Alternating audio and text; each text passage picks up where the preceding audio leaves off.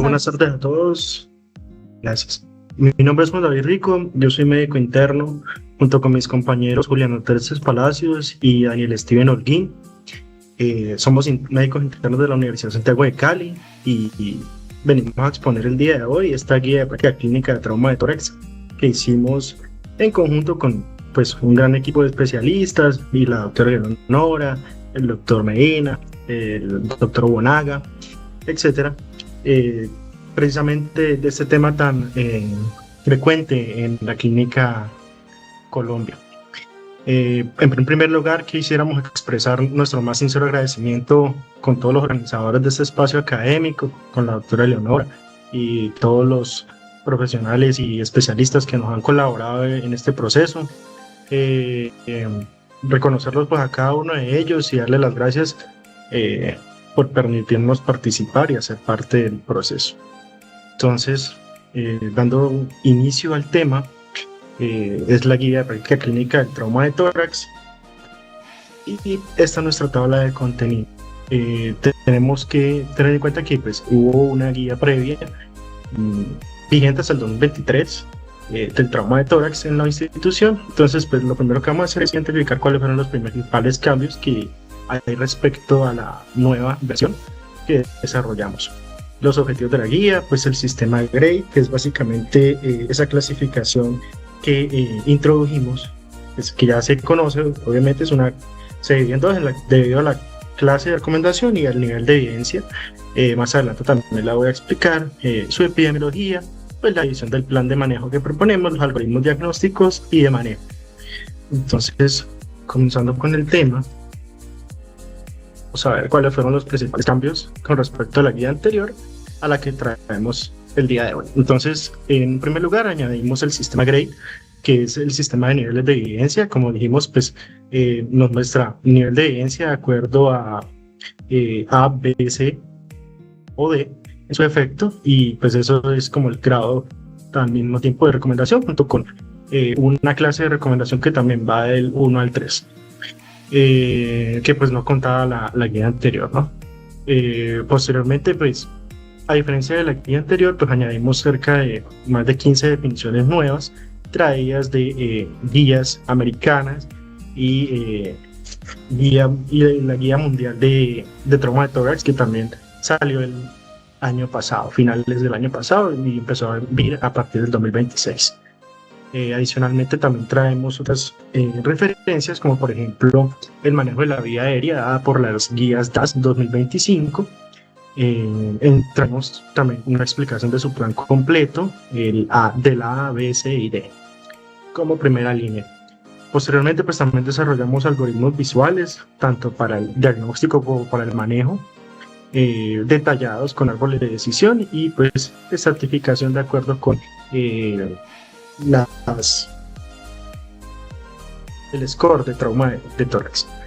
Posteriormente también introdujimos procedimientos invasivos, como por ejemplo el TEVA, que es la reparación endovascular de la arteria torácica aórtica, y el SSRF, que es la fijación quirúrgica de costillas, que vamos a hablar más adelante. Principalmente para lesiones aórticas estables y en un primer momento, ¿no? También nuevos conceptos o nuevos planes de manejo que abordan la analgesia regional con un énfasis en la epidural y recoriados.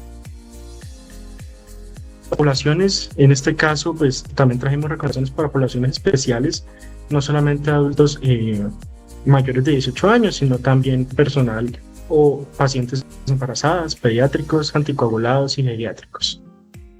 También trajimos los criterios operativos, entre ellos criterios de alta específicos, signos de alarma, retorno laboral escalonado, etc. También trajimos farmacología actualizada, las últimas recomendaciones que, como exploraremos más adelante, vamos a ver que no recomiendan antibióticos de rutina, los inhibidores de bomba de protones iniciarlos de una manera precoz, no iniciar los corticoides en contusión y no combinar inhibidores de bomba de protones con AINES. Y todo esto basándonos en referencias actualizadas del año 2025, entre ellos la Guía Mundial de sí, la Guía Mundial de Trauma de Tórax, las guías americanas, las guías DAS y las ARTS. Entonces con eso vamos a ver cuáles son los objetivos de esta guía. Entonces el principal pues, es proporcionar recomendaciones basadas en la evidencia científica actualizada para optimizar el manejo clínico del trauma torácico, mejorar pues, así los resultados en los pacientes y minimizar riesgos innecesarios. El ámbito de aplicación, pues esta guía está diseñada pues, para atención hospitalaria, para una evaluación en urgencias, para pues, determinar cuándo se requieren procedimientos quirúrgicos, cuidados intensivos y rehabilitación. La población objetivo de la guía, pues como le había comentado, son poblaciones adultos mayores de 18 años con lesiones torácicas traumáticas, ya sean cerradas o penetrantes. Ese es el sistema GRADE, el cual pues se basan todas las recomendaciones que están dadas en esta guía de la Clínica Colombia. Entonces, como les decía, se divide en dos: la clase de recomendación de acuerdo a su fuerza. Entonces, clase 1 es muy fuerte, es decir, que es mayor el beneficio que el riesgo. Entonces, el procedimiento o tratamiento debe realizarse. La clase 2 se divide en 2A y 2B. Clase 2A significa moderada, que pues, el beneficio sigue superando el riesgo y es razonable el realizar el procedimiento de tratamiento. La 2B es una recomendación débil, es decir que pues, el beneficio puede ser igual o mayor que el riesgo. Entonces el procedimiento se considera y pues va a criterio, ¿no? Igual que todas las recomendaciones que se dan acá tienen que pasar por criterio del profesional que esté tratando al paciente. Finalmente pues la clase 3 es una recomendación sin beneficio o daño, entonces puede ser igual el riesgo al beneficio y pues no se recomienda a veces el procedimiento de tratamiento. En cuanto al nivel de evidencia o de calidad, entonces se divide en 3, en A, B y C. Este de acuerdo a qué tanto se ha investigado al respecto del tema. Entonces un nivel de calidad A se refiere a evidencias de alta calidad con múltiples ensayos clínicos o análisis. El BR significa un nivel de evidencia moderada con una calidad que utiliza ensayos aleatorizados o randomizados. El nivel de evidencia BNR significa una evidencia moderada pero que no utilizó estudios no aleatorizados. El nivel C finalmente pues son datos limitados de estudios, observaciones o riesgos. Y el CEO pues es consenso de expertos, pues basado en la experiencia práctica de profesionales y especialistas que también se tuvieron en cuenta para desarrollar esta guía, como por ejemplo los aportes que nos hizo el doctor Onaga, cirujano torácico, durante pues, el desarrollo de la misma. Ahora, en cuanto a algunos datos epidemiológicos, vemos que el trauma de tórax pues, es la principal causa de muerte traumática en adultos jóvenes. Tiene un mayor predominio en la población masculina, con una edad media entre los 30 y 31 años. Aparte de eso, pues, representa un 20 a un 25% de las muertes relacionadas con trauma a nivel global. Cerca del 70 al 80% de estos traumas de tórax pues, son cerrados y es el mecanismo predominante, y un 64.5% pueden presentar una mortalidad de acuerdo a un puntaje mayor a 15 en la escala de gravedad de lesiones, que vamos a hablar más adelante.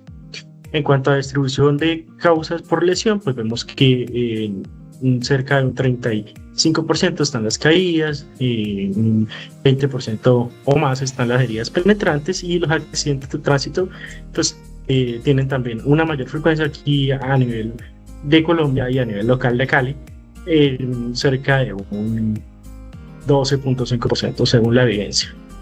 Y pues es la principal causa de muerte en menores de 44 años. El trauma penetrante, a diferencia del cerrado, pues tiene una menor incidencia, hasta un 30%, pero conlleva una mayor mortalidad. Requiere intervenciones quirúrgicas inmediatas, hasta en un 30% de los casos, y su mortalidad varía de acuerdo a la complejidad según estudios locales, institucionales, en centros públicos, hasta un 6.6% versus un 1.2% en centros privados, pues que cuentan con mayores recursos, ¿no? Por lo regular.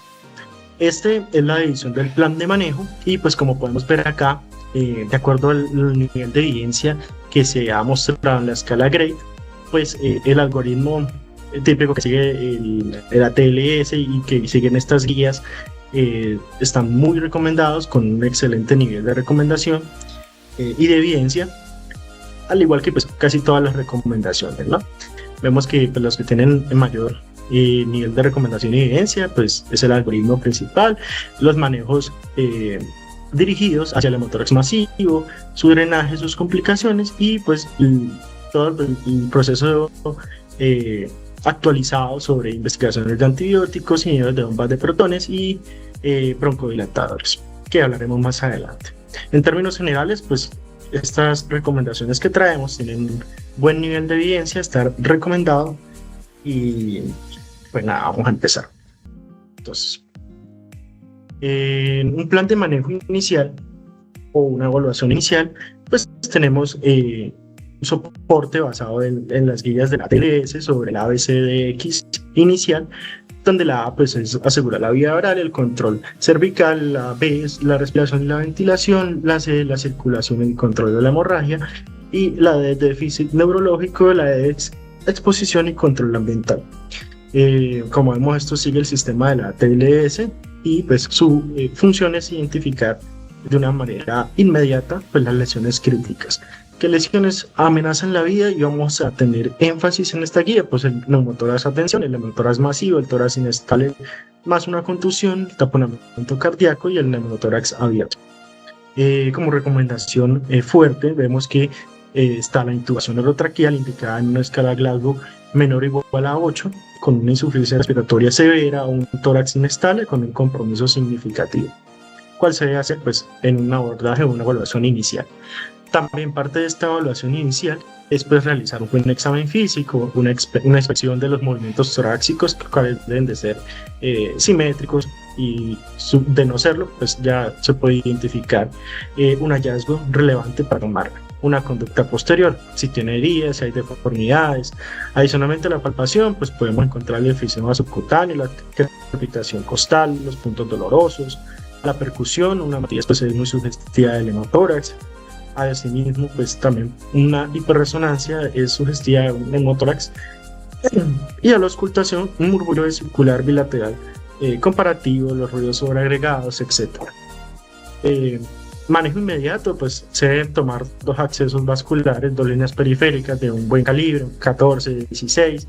Si el paciente pues se encuentra hemodinámicamente inestable, pues se debe iniciar la reanimación con cristaloides guiados por objetivos hemodinámicos, y el protocolo de transfusión masiva que se debe activar principalmente ante un shock hemorrágico o una sospecha de hemotórax a tensión. También con una fuerte recomendación, ¿no? Ahora, en cuanto a la descompresión inmediata en un neumotórax a tensión, pues no se debe esperar la confirmación radiológica o imagenológica. La técnica pues, es la toracostomía con aguja descompresiva inmediata. ¿Dónde se debe colocar? Pues segundo espacio intercostal con línea medioclávica. Y pues la aguja que se utiliza puede ser un calibre 14 o 16. Tiene un criterio, una recomendación fuerte y un criterio alto.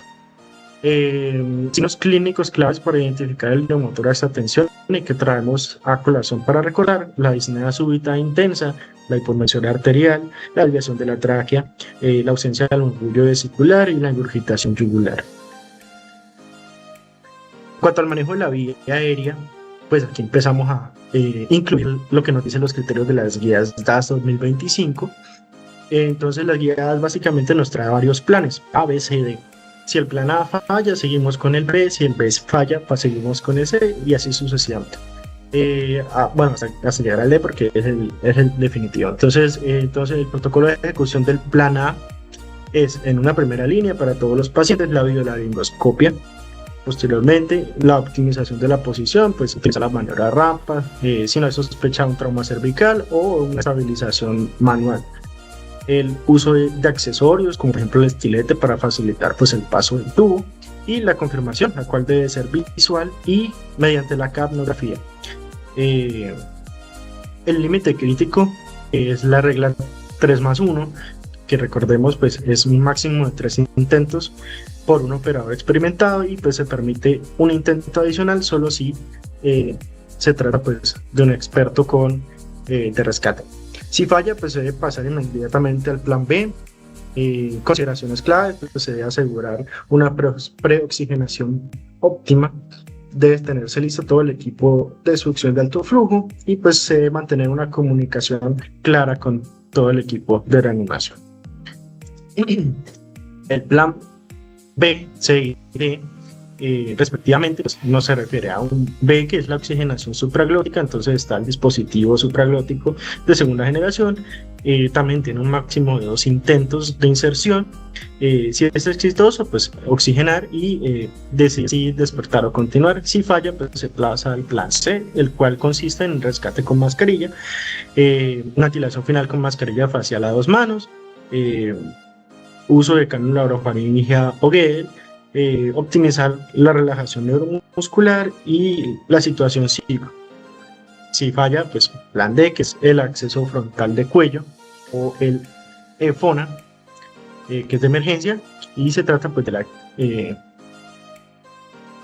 la cricotiroidectomía quirúrgica inmediata. Esta pues se utiliza la técnica de bisturí y el tubo, y pues no demora ante una hipoxemia crítica, no se debe demorar. Ahora, en cuanto a la monitorización de la vía aérea, como se había comentado, la capnografía es pues, como la que nos da el paso a seguir y con la cual se debe de iniciar y se debe usar continuamente durante todas las fases. Tiene un buen nivel de recomendación y posteriormente tenemos la saturación de oxígeno.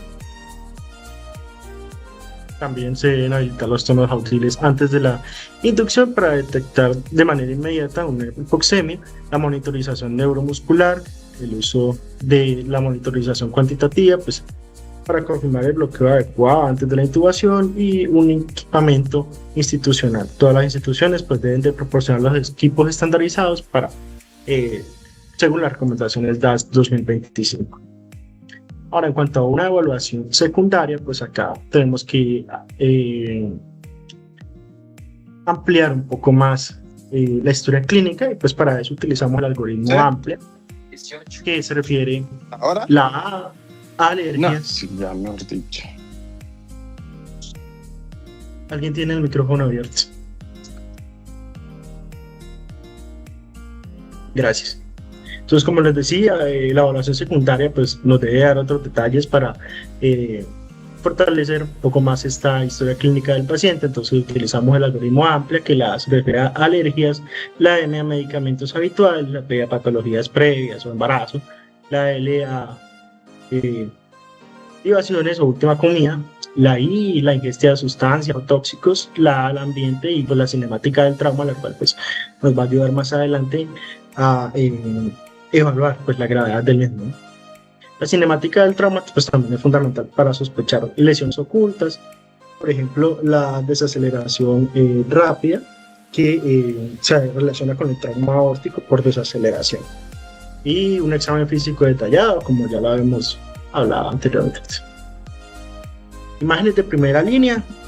La recomendación principal de todos los expertos es utilícese lo que tenga a la mano.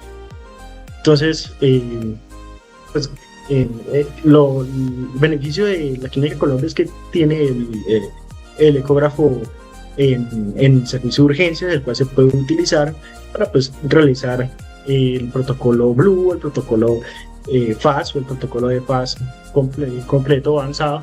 Estos pues, son protocolos rápidos que se utilizan con el ecógrafo al pie de la cama y nos sirve mucho para detectar líquido libre, neumotórax o hemotórax. Es muy sensible para un neumotórax, pues lo identifica un 86 a un 98%, y para un hemotórax de un 92 hasta un 100%. Pues también es importante aclarar esos tipos de protocolo y pues saberlos utilizar. Son muy sencillos de aprender de manera rápida y son muy útiles para este tipo de situaciones. Por otro lado, pues tenemos la radiografía. Si el paciente se encuentra inestable, pues AP supina con equipo portátil, está estable. AP más lateral, como es estándar, que evalúa pues fracturas, neumotórax, hemotórax visibles, ensanchamiento mediastinal, etc. Indicaciones para tomografía, pues un ensanchamiento mediastinal, un trauma de alta energía, una sospecha de alguna lesión oculta, radiografías dudosas o discordantes con la clínica. Estos son algunos de las recomendaciones de los protocolos ecográficos avanzados. Entre esos pues tenemos el protocolo Blue, que es el algoritmo estandarizado para la evaluación rápida de la insuficiencia respiratoria. Tiene hasta un 90.5% de precisión diagnóstica y pues básicamente tenemos aquí 3 criterios claves para este protocolo. El primero es el deslizamiento pleural, que es el movimiento visible de la pleura visceral versus la parietal, y ante la ausencia es altamente sugerente de un neumotórax. Las líneas B de ultrasonido pues son como líneas que se ven verticales desde la misma línea pleural, y su presencia nos descarta un neumotórax en este punto. Su abundancia sugiere un edema o una contusión. Finalmente, el punto pulmonar, que es el límite del pulmón colapsado y expandido, tiene un 100% de especificidad para neumotórax. Y pues con estas 3 recomendaciones y sabiendo cómo colocar bien el transductor, se identifica muy rápido y son muy útiles en el servicio de urgencia. La clasificación y manejo de neumotórax, pues acá lo tenemos como pequeño, moderado o grande. Pequeño, menor a 2 centímetros, moderado de 2 a 4 y grande, mayor a 4 centímetros. Un manejo conservador se recomienda para neumotórax menores de 2 centímetros. El paciente pues debe encontrarse en observación estricta en una sala general. Se le debe colocar oxígeno suplementario de 4 a 6 litros por minuto y se debe utilizar una radiografía de control cada 6 horas. Un manejo invasivo, pues en neumotórax de moderado a gran tamaño, ahí se utiliza la toracostomía, como ya hemos hablado, con el tubo, y su indicación es el sello de agua a menos 20 centímetros de agua y control radiológico posterior al procedimiento. Ante neumotórax de atención, pues esta es una emergencia, vamos a hablarla más adelante, y para la tracostomía con tubo inmediata tras la descompresión. Las clasificaciones de fracturas costales, pues vemos que están dadas por el número de fracturas. Entonces simples se define como de 1 a 2 fracturas costales aisladas. Múltiples se define como más de 3 fracturas costales, y un tórax inestable se define como 3 o más costillas fracturadas en 2 o más sitios diferentes con un segmento paradójico. Tiene pues el signo marcado, y pues se puede observar claramente en un tórax inestable dónde están las fracturas.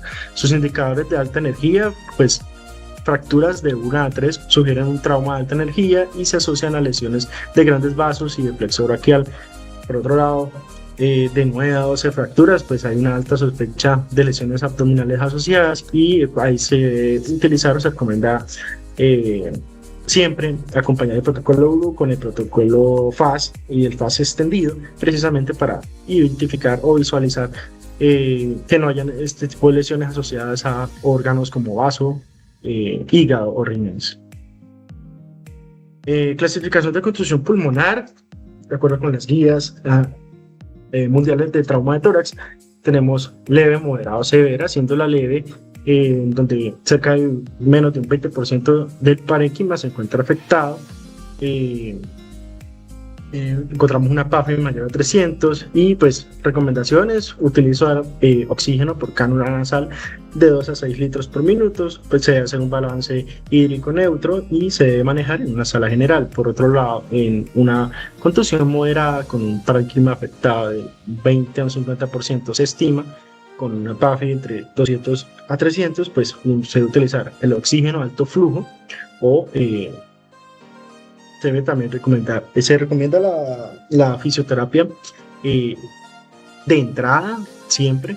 Es una de las recomendaciones de más alta evidencia, y se debe utilizar pues, de 4 a 6 veces al día para fomentar siempre esos movimientos respiratorios que pueden estarse afectando. Por otro lado, este paciente con una contusión pulmonar moderada se debe hospitalizar en una unidad intermedia o se debe considerar la UCI, pues dependiendo de cómo esté su estado hemodinámico. Por otro lado, en una contusión severa, donde se estima que más del 50% del parénquima está afectado y tiene una PAFI menor de 200, pues se debe utilizar ventilación mecánica protectora. Se deben colocar en pronación si la PAFI es menor de 150 y se debe considerar pues el ECMO si es menor de 80. Ahora, en cuanto al score de severidad de trauma torácico, que se debe calcular desde el ingreso o cualquier momento, siempre y cuando pues, el paciente se encuentre en una instancia de urgencia o en una instancia hospitalaria, en cualquier momento se debe calcular y se debe evolucionar junto con el estado del paciente. ¿Por qué? Porque puede cambiar. Acá tenemos un puntaje de cálculo, es una escala muy objetiva, pues en el punto que nos da un punto o varios puntos, dependiendo de si por cada captura costal nos da un punto, por una mayor de 65 años nos da 2 puntos, si el paciente sufre de EPOC, pues tiene otros 2 puntos, un tórax inestable tiene 3 puntos, un neumotórax 2 puntos, un neumotórax 1 punto y la contusión pulmonar pues puede tener de 2 a 4 puntos de acuerdo a su clasificación.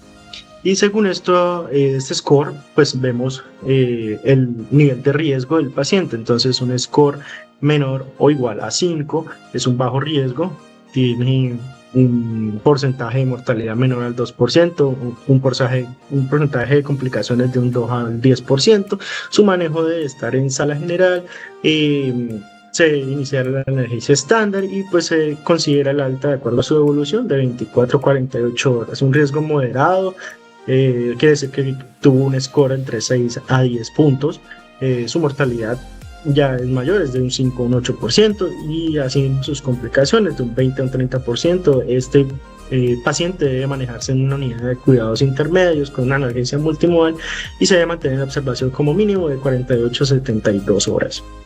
Un paciente ya con un score de trauma torácico con un alto riesgo, es decir, mayor de 10 puntos, pues tiene una mortalidad hasta un 25%, un riesgo de complicaciones hasta de un 60%, incluso más, y este paciente sí o sí tiene que estar en una unidad de cuidados intensivos, se debe ingresar la analgesia regional y se debe realizar un monitoreo continuo. Ahora, en cuanto a manejos más específicos, pues tenemos el hemotórax, su clasificación y su manejo. Entonces el hemotórax también tiene su división, se dice que es pequeño cuando es, de acuerdo con las literaturas, se dice es pequeño cuando es menor de 300 mililitros, moderado de 300 a 1500 mililitros y masivo mayor de 1500 mililitros, que es uno de los criterios para un manejo quirúrgico urgente. ¿Cuáles son las principales 4 recomendaciones? Pues un tubo torácico, la transfusión 1-1-1, se debe comenzar ácido tranexámico en las primeras 5 horas, el uso de cristaloides a 2 litros y los criterios quirúrgicos urgentes, pues la inestabilidad hemodinámica persistente, ya dijimos si es un masivo o mayor o igual a 1500 mililitros de inicial, si tuvo un drenaje mayor a 200 mililitros por hora en las primeras 2 a 4 horas, lesión vascular mayor o de grandes vasos, lesión traqueobronquial mayor y un trauma penetrante precordial. ¿Cuánto tiempo tiene este paciente para ingresar? Pues hasta 1 hora, porque son criterios quirúrgicos de urgencias. En cuanto al manejo del hemotórax masivo, pues un abordaje inicial y control de daño nos dice que primero se hace el drenaje pleural. Entonces acá está la toracostomía de gran calibre con un tubo de 32 a 36 French. Se debe insertar pues en el quinto espacio intercostal con línea axilar media y se debe considerar la autotransfusión si el equipo está disponible. Segundo, está la reanimación hemodinámica. En esta, pues el más recomendado según los estudios son los cristaloides, iniciar con 2 litros y posteriormente pues se debe realizar este protocolo de transfusión masiva a 1-1 hora. el ácido tranexámico, 1 gramo endovenoso inicial, la prevención tardía de la muerte, pues recordemos, la entrada de la muerte, la hipotermia, la acidosis y las coagulopatías. Criterios quirúrgicos de urgencias. Paciente ingresar a quirófano en menos de 1 hora, de acuerdo con la literatura, cuando tiene pues un drenaje inicial masivo mayor de 1.500 mililitros de sangre inmediata al momento de pasar el tubo, un sangrado persistente, es decir, mayor de 200 mililitros hora por 2 o 4 horas consecutivas, y la inestabilidad hemodinámica, pues a pesar de la reanimación agresiva con cristaloides, con ácido tranexámico, con transfusión, con todo. Se debe activar inmediatamente la cirugía de tórax, y esta es una recomendación de nivel 1. Por otro lado, el hemotórax retenido y el empiema. Acá, pues un hemotórax retenido es la presencia de sangre en el espacio pleural, generalmente mayor de 300 mililitros o un 25.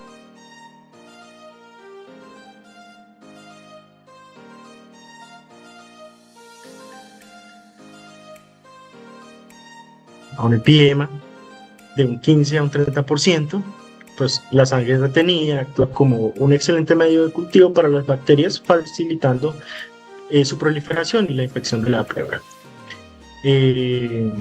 Recomendación fuerte, moderada, la antibioticoterapia, piptazo, 4.5 gramos cada 8 horas por 10 a 14 días ante la sospecha de un empiema, ajustando según pues, los resultados de cultivo.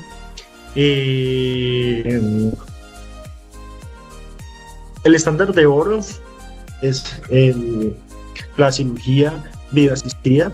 Esta pues tiene la indicación de un hemotórax retenido que no resuelve con drenaje simple, tiene la ventaja de pues, una evacuación completa de los coágulos, lisis de adherencias y pues la decorticación también reduce mucho los riesgos y complicaciones que puede llegar a desarrollar el paciente, y idealmente se debe realizar en los primeros 3 a 7 hasta 7 días, de 3 a 7 días, e incluso de acuerdo con criterios de cirugía de tórax hasta 15, pues para evitar una fase organizada.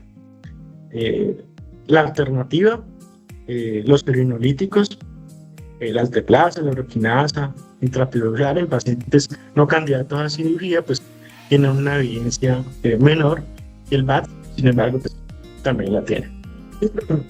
Específicamente en estudios no randomizados o no aleatorizados. Bueno, ya para darle paso a mi compañero Julián, la analgesia regional pues es una de las recomendaciones iniciales para el trauma de tórax. Entonces, la principal es la epidural tráxica. Está indicada en un dolor severo con múltiples fracturas costales. Esto reduce la mortalidad hasta un 40% en pacientes geriátricos. Tiene una evidencia moderada con una recomendación fuerte. El bloqueo paravertebral, pues una alternativa a la epidural o a la analgesia unilateral, tiene un menor riesgo de hipotensión comparado con la epidural. Tiene también un nivel de evidencia moderado con una recomendación fuerte. Y finalmente los bloqueos ecoguiados, por ejemplo el del serrato y los intercostales, principalmente para un dolor focal o como puente a una fijación quirúrgica de costillas. Esta tiene una alta precisión y una seguridad bajo visión directa. Tiene una recomendación baja moderada y una evidencia baja moderada y un nivel de recomendación débil a moderado. Y listo.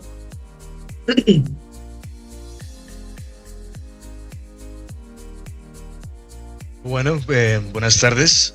En materia del protocolo de analgesia multimodal, que vamos a emplear en básicamente dolor y para prevenir las complicaciones respiratorias que puedan devenir de este, va a estar dividido por niveles y orientado en base a la escala del dolor de EVA. Entonces, inicialmente queremos pensar en orales, como lo puede ser el paracetamol, acetaminofén, el ibuprofeno. Y digamos que no solo, a pesar de que la indicación inicial depende del nivel de dolor del paciente, las intervenciones también van a estar determinadas por el equipo que se tenga. Entonces, idealmente queremos emplear medicamentos orales porque van a estar disponibles básicamente en cualquier contexto. Sin embargo, conforme esta escala del dolor avanza, pues ya queremos pensar en herramientas distintas. Los que han mencionado previamente mi compañero dentro de la analgesia, que estaban básicamente siendo indicados como las mejores alternativas actualmente, van a requerir casi siempre un estándar de un manejo en UCI. Y eso va a aplicar para cuando ya es multimodal completa, especialmente para los bloqueos, y pues idealmente cuando se habla de una morfina controlada por el paciente.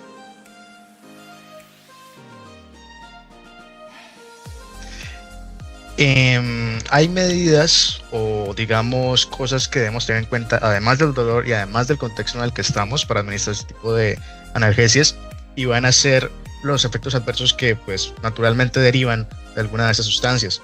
Entonces, por lo general queremos usar esa protección cuando hablamos de orales, de AINES, y cuando tenemos opioides, pues digamos desde el principio la meta debe ser cómo se va a reducir progresivamente después. Y pues queremos emplear uso de laxantes y eméticos para las alteraciones que este puede tener sobre el aparato gastrointestinal. Es importante monitorizar la función renal, particularmente por los AINES, y ajustar dosis cuando tengamos condiciones preexistentes como lo pueden ser la enfermedad renal crónica o la fragilidad externa, es decir, lo que vemos comúnmente en adultos mayores.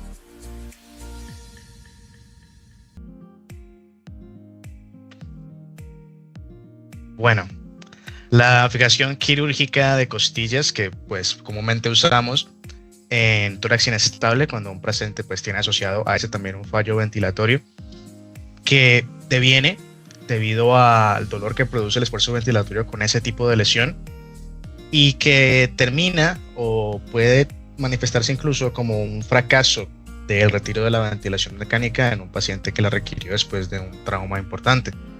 Óptimamente, esta debería ser llevada a cabo entre 1 a 7 días, máximo 15. Sin embargo, con el medio o disponibilidad de insumos y pues en base a recomendaciones de doctor Bonaga en este tema, pues hemos visto que lo podemos estirar mucho más siempre y cuando el paciente lo requiera.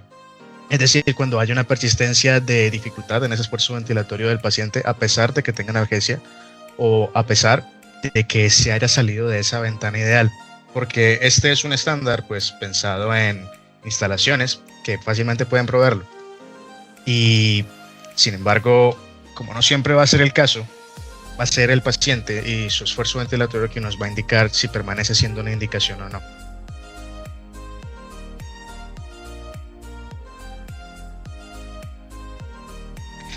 Otro tema es el TEVAR, y digamos que esto va determinado por la clasificación de lesión aórtica, y esta pues va a tener 4 grados, y en base a esos 4 grados pues se clasifica y se determina la aproximación. Esto consiste básicamente en una reparación mínimamente invasiva, y ese aspecto de mínimamente invasivo pues básicamente le confiere la capacidad de reducir su pérdida hemática y garantizar una recuperación más rápida. Digamos que esta técnica en particular pues viene siendo ahora la primera línea siempre que veamos lesiones aórticas, pero se va a limitar a los grados 2 a 4 dependiendo de la clasificación propuesta por la guía de la AAST.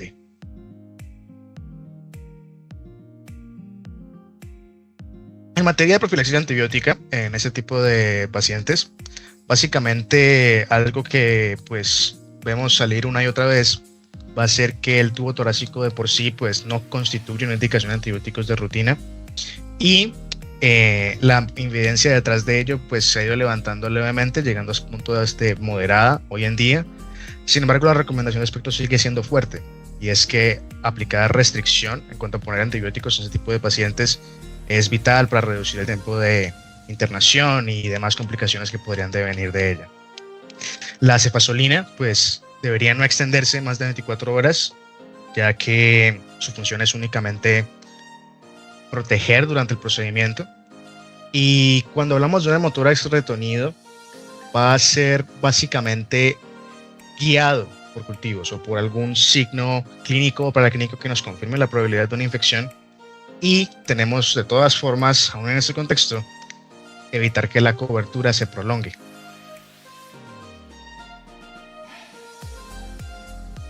La tomoprofilaxis es vital, por supuesto contraindicada cuando hay un sangrado activo, una coagulopatía severa de base del paciente o una trombocitopenia que haya resultado de heparina tras internación prolongada, y vamos a preferir las de bajo peso molecular. Vamos a iniciarla 12 a 24 horas post trauma, es decir, el paciente va a tener algo de tiempo de evaluación y garantía de estar seguro de que precisamente esas contraindicaciones no están presentes para iniciarla. Y pues queremos usarla cuando además no esté contraindicado y combinarla en contextos cuando haya situaciones especiales, como lo es un paciente de muy alto riesgo, tanto por las condiciones de base o el trauma evidenciado. La terapia respiratoria, digamos, el punto de inflexión particularmente era en los corticoides, en que su uso no debía ser de rutina, especialmente dentro de la contusión pulmonar, y que debería aplicarse de acuerdo a comorbilidades específicas del paciente. Queremos usar broncodilatadores también cuando haya un previo broncoespasmo clínico evidente, y tenemos que evaluar constantemente cómo el paciente responde a estos, dado los efectos adversos que podemos ver cuando son de acción corta. Y la fisioterapia queremos que se enfoque en nebulizaciones y básicamente aclarar esas secreciones para evitar que hayan complicaciones más adelante que dificulten la extubación.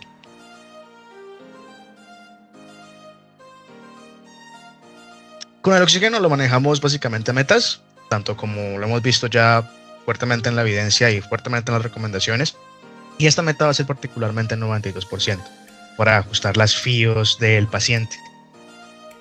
La ventilación mecánica se encuentra básicamente en indicación pues individual aquí, por fuera de, digamos, deterioro del estado mental y demás, cuando tenemos una PAFI que esté por debajo de 200.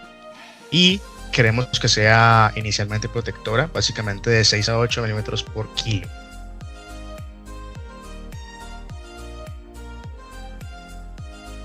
Entonces, ¿qué pasa con un paciente cuando sale ese tipo de procedimientos? La monitorización va a ser, por supuesto, signos vitales que proponen que idealmente sea formal cada 2 a 4 horas. Cuando hablamos de un tubo torácico, pues vamos a hablar, por supuesto, del volumen y características, o si hay una fuga aérea, y por supuesto el drenaje mayor a 200 mililitros en 2 a 4 horas, que básicamente lo convierte en un hemotórax masivo y pues requiere una reintervención urgente. Las imágenes de control son importantes, las radiografías son suficientes para dar una apreciación de lo que está pasando, y vamos básicamente a emplearla diaria hasta que logremos una estabilización clínica y la desaparición de signos en radiología que puedan ser preocupantes.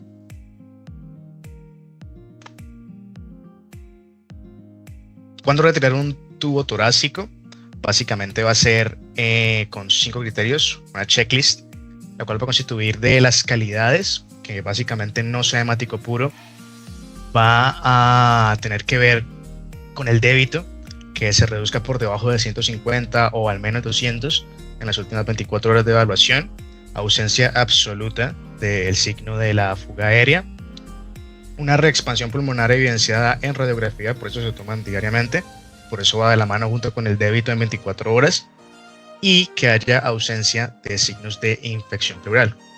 Una vez lo retiramos, nuevamente radiografía alrededor de 6 horas después, y pues con esto vamos a descartar que no vaya a haber un neumotórax recurrente.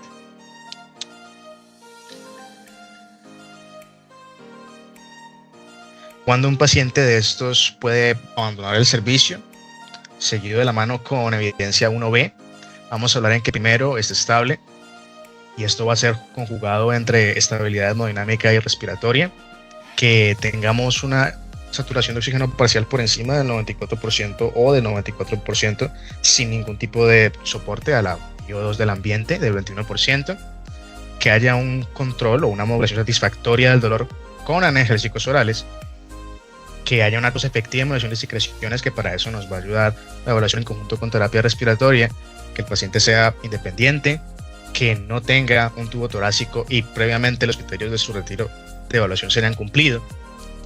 Claramente ausencias de complicaciones que van a imposibilitar esa estabilidad, que van a imposibilitar esa movilidad, y por supuesto educación sobre cosas que lo puedan hacer volver en la mayor brevedad. El seguimiento de este tipo de pacientes se extiende hasta alrededor de 3 meses. Básicamente queremos verlos una primera vez en una cuestión de 7 días, para evaluar radiográficamente y evaluar clínicamente. De esto es satisfactorio de no encontrar signos de complicación, progresión o remanentes. Queremos extenderla luego a 6 semanas, aproximadamente mes y medio, y repetimos nuevamente la evaluación en clínica en conjunto con paraclínica, particularmente en la radiografía, porque esta va a ser la ventana en la que, si esperamos que se encuentre una consolidación, es donde se va a hacer más evidente. Posterior a esto, si es satisfactorio y esa consolidación está ausente o cualquier otro signo, queremos moverlo a un control en 3 meses, en el cual queremos descartar particularmente dolor clínico. A pesar de que nos apoyamos nuevamente radiográficamente, buscamos ahora más que todo sintomatologías. Y finalmente, después de esto, a los 6 meses, podemos básicamente, o incluso desde los primeros 6 meses, concluir que el paciente ha logrado una recuperación satisfactoria. Y digamos que también podemos ayudarnos, independientemente de los diagnósticos, de una espirometría de control entre 6 a 12 semanas, si encontramos algo que persista, por ejemplo, respiratorio clínico, o si el paciente sufrió fracturas múltiples de costillas, tuvo que ser llevado a procedimiento y demás, emplearíamos radiografías seriadas para evaluar ese estado de consolidación ósea. El retorno laboral es importante, particularmente con los pacientes que podemos encontrar en régimen contributivo, y esto va a ir de la mano con qué tipo de tarea realiza. En algo argumentablemente sedentario puede registrarse tan rápido como 2 semanas, sin embargo este rango puede extenderse hasta 4. En el físico pesado incluso 12 semanas, y con el deporte de contacto y el trabajo físico pesado van a convertir esa restricción de al menos 6 a 8 semanas, pueden extender hasta 12. Y básicamente, a pesar de que tomamos en cuenta también el tipo de actividad que realiza, vamos a individualizar de acuerdo a la severidad de lesión y la tolerancia funcional que él pueda tener con las herramientas de ayuda previamente mencionadas, por ejemplo la espirometría. Signos de alarma, que debe incluir básicamente decir cómo informar al paciente que definitivamente requiere un reingreso. Va a estar, por supuesto, la fiebre. Esta va a ser cuando sea mayor de 38 grados centígrados en una sola toma, o persistente. Cuando haya una conjugación de una aparición de tos purulenta con esta, pues básicamente es un signo de infección. Que haya un dolor torácico severo o que empeore uno previo. Que haya una disnea progresiva o un aumento del esfuerzo, es decir, que esté ventilando más de 24 respiraciones minuto, o que tenga incluso disnea del reposo. Que hayan cambios locales en herida quirúrgica, si requirió un tubo, si fue llevado a procedimiento. Que presente tos con sangre o un sangrado recurrente, o que empiece a experimentar síntomas neurológicos como lo pueden ser confusión, desorientación o somnolencia, que pueden sugerir la conjugación de complicaciones múltiples.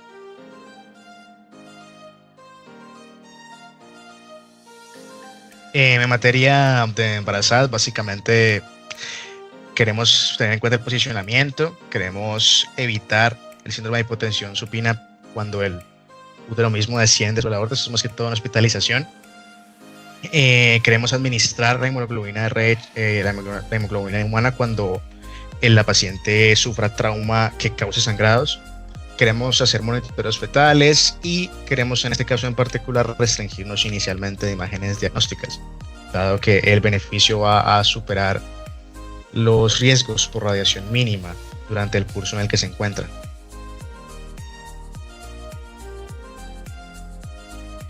En los pediátricos queremos básicamente entender que el estándar de manejo con ellos va a ser que este no sea operatorio, aunque implique órganos sólidos o el paciente tenga estabilidad hemodinámica, dado que pues las lesiones óseas que nos preocuparían en un adulto, pues en ellos tienden a no tener la misma magnitud.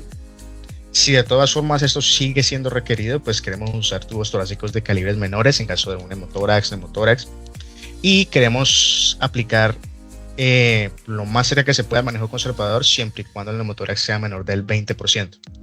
Aquí se abre nuevamente la oportunidad de usar imágenes, aunque pues se busca priorizar la herramienta del FAST, del EcoFast extendido. Y queremos emplear una ventilación protectora, un volumen tidal de 6 a 8 mililitros kilogramo y evitar sobrecarga hídrica, pues para prevenir complicaciones como edema pulmonar. Algo importante con ellos es que pues la existencia de este tipo de traumas pues podrían sugerir maltrato.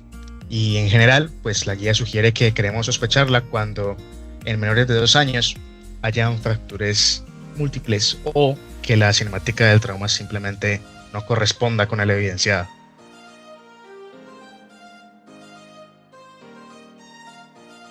El paciente anticoagulado pues siempre va a presentar una complicación más grande en cuanto al cuidado del manejo que se debe tener. Estos figuran como los pacientes de riesgo aumentado y lo primero que queremos hacer es la suspensión inmediata de lo que le confiere su condición anticoagulada, independientemente de la condición de base que se esté tratando. Queremos revisar farmacológicamente si la warfarina, con aquellos que estén con warfarina por válvulas o demás, queremos verificar vitamina K o el concentrado de complejo protrombótico, y pues con los DOACs pues ya toca hacer de acuerdo al agente específico. Básicamente ellos van a requerir una monitorización intensiva por su naturaleza, dado que a pesar de que se suspende inmediatamente el medicamento, con el caso de la warfarina por ejemplo, no va a cesar automáticamente el estado de anticoagulación, y sí o sí esos pacientes van a requerir como mínimo una unidad de cuidados intermedios.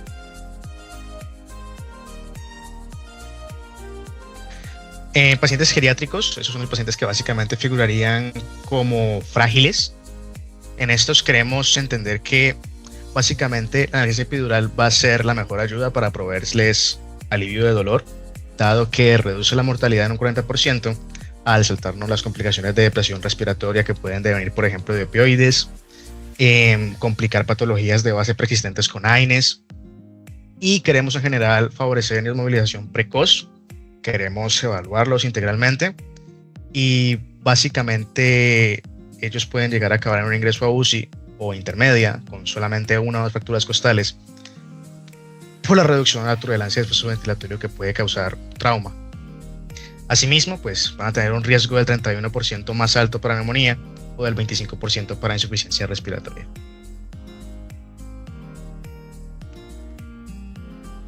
Como había mencionado previamente, pues estos son esos algoritmos que básicamente recogen al final todo lo expuesto y lo dejan listo. De tal manera que lo que recalcan inicialmente es la evaluación ATLS. Independientemente de que estemos hablando o centrados en este momento dentro de la lesión de tórax, la evaluación ATLS sigue siendo el estándar y va a estar mencionada en todas y cada una de las guías como la aproximación inicial. Y ahí básicamente vamos a buscar definir si el paciente inicialmente es estable o no, basado en signos vitales. Y esto nos va a permitir distribuirlos entre aquellos que requieren un manejo inmediato, una evaluación secundaria y lo que deviene con ellos. Si tenemos la oportunidad del FAST extendido, pues la idea es usarlo inmediato por su facilidad para identificar sangrados. Sin embargo, queremos enfocarnos particularmente en pericardio, en ambos lados del tórax y en abdomen. Si concluimos que estamos en una emergencia, es decir, en algunas de las complicaciones que hemos mencionado dentro de la guía, como lo es un neumotórax a tensión, como lo es una falla respiratoria, un taponamiento o un neumotórax masivo, pues son aquellos que van a requerir una intervención inmediata. En caso de no ser este el caso, podríamos entrar a evaluar el mecanismo de trauma y ver qué podría estar involucrado. El examen físico completo que va a seguir buscando esa causa o evaluando su profundidad, pues obviamente no va a continuar cuando el paciente se considera una emergencia, es un paso extra. Y para ello, queremos complementarlo con lo que esté disponible. Idealmente el EcoFast pues ha cogido mucha fuerza, sin embargo la radiografía de tórax sigue siendo bastante útil dentro de ese contexto.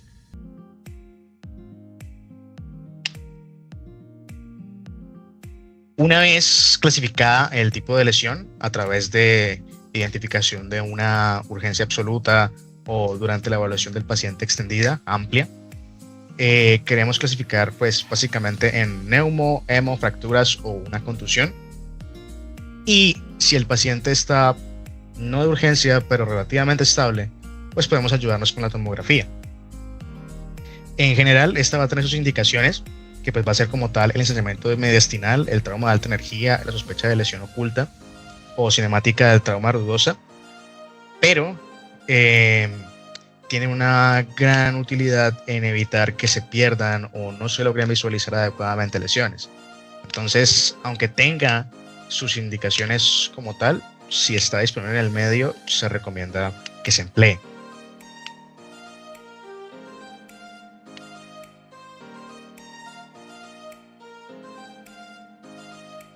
Para este manejo de trauma torácico, pues lo primero que vamos a preguntarnos van a ser los criterios quirúrgicos, y esto lo va a determinar, por supuesto, el tipo de lesión.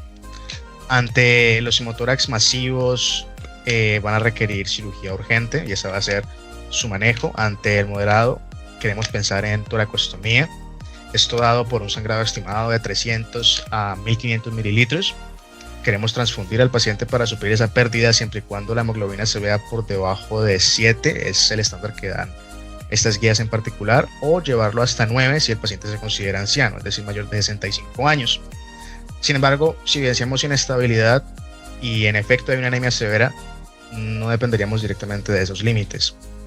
Para el pequeño, pues sí queremos emplear un manejo más conservador y mantener vigilancia de que este no supere los 200 mililitros o que la hemoglobina continúe progresivamente cayendo. En el neumotórax de tensión, pues primero necesita descompresión, no requiere esperar de la radiografía, y entender que el neumotórax de tensión primero requiere la descompresión previo a pensar en el tubo, dado que esto va a ser lo que realmente va a pasar de ser un neumotórax de tensión a sencillamente ser un neumotórax grande o moderado, el cual ya puede pasarse a toracostomía, requiere analgesia, y lo que definimos como pequeño pues puede manejarse de manera conservadora.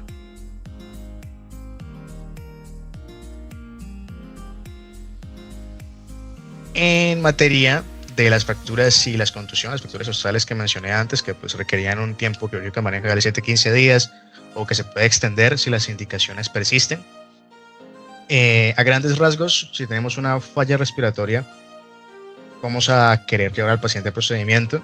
Cuando sea múltiples, queremos considerarlo, y cuando sean simples, así como en todas, independientemente del estado, queremos sí o sí pensar en el manejo de analgesia que tengamos más efectivo disponible. Con eso me refiero a que tenga las mayores probabilidades de reducir el dolor y con mayor esfuerzo ventilatorio. Todos van a requerir termoprofilaxis en ausencia de sangrados, antibióticos solamente anti-empiema y, como dije previamente, ante algún grado de confirmación en signo o paraclínico que nos permita sospecharla. Van a requerir fisioterapia. Esta tiene que ser va a ser dada inicialmente por incentivo respiratorio, tos asistida también, y vamos a monitorear de acuerdo con el puntaje que nos indique la Trauma Scale Score. Cuando estamos en bajo, particularmente, esto determina dónde se ubica el paciente. Cuando estamos en un bajo, queremos tener que el paciente puede estar en sala general. Cuando está en moderado, va a requerir ya una unidad intermedia, y cuando está en alto, el paciente requiere UCI. Esto, a la vez que nos permite identificar rápidamente a dónde dirigirlo, también de alguna manera nos sugiere qué tipo de análisis podemos emplear.